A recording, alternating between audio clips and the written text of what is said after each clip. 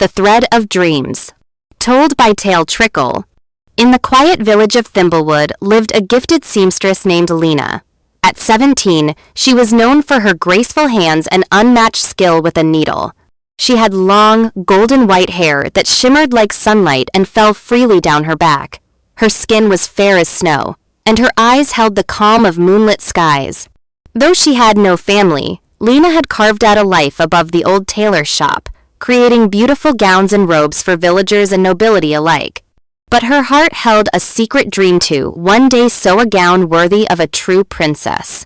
At night, she sat by candlelight, sketching designs that no one dared imagine in gowns made of clouds, of moonbeams, of petals that could never wilt. One dusky evening, as Lena returned home through the misty woods, a figure appeared along the path, an old woman with silver hair and a cloak of stardust. "You dream with your hands, child," the woman said in a voice like wind and leaves. "But dreams deserve thread of their own."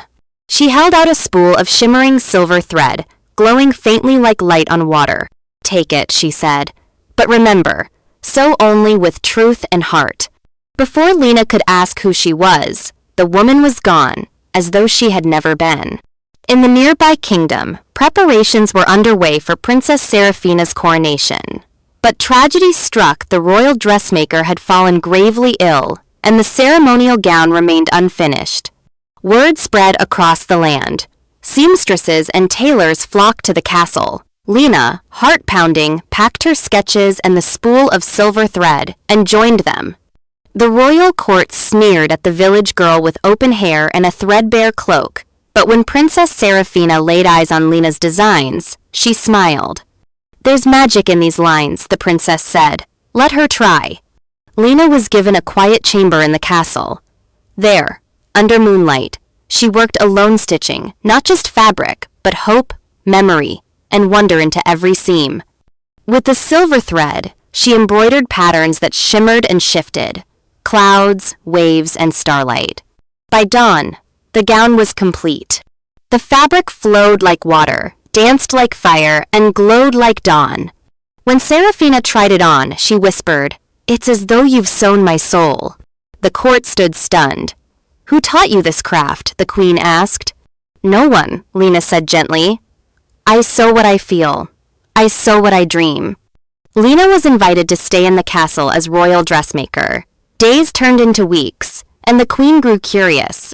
There was something familiar in Lena's grace, and a mark on her shoulder, a delicate rose-shaped birthmark. It was the symbol of a noble line lost many years ago in a storm at sea. The royal historian confirmed it. Lena was the daughter of Lady Rosette, a noblewoman believed perished when her ship vanished in a storm. "You are of noble blood," the queen said, "but more than that, you carry the grace of a queen within." The day of the coronation arrived. Princess Seraphina wore Lena's enchanted gown, and at her side stood Lena, dressed in a flowing, pale blue gown she had sewn herself, with silver thread tracing constellations across the hem. The herald stepped forward. "Let it be known," he called, "that the girl who stitched dreams into cloth is not only a seamstress, but a princess in her own right." The people cheered. Lena, the seamstress of dreams, had become a legend. From that day on, Princess Lena stitched not just clothes but stories, hopes, and courage into every garment she made, and all who wore her work remembered this. True royalty is woven from the heart. Moral of the story: your hands may craft fabric, but your dreams shape your destiny.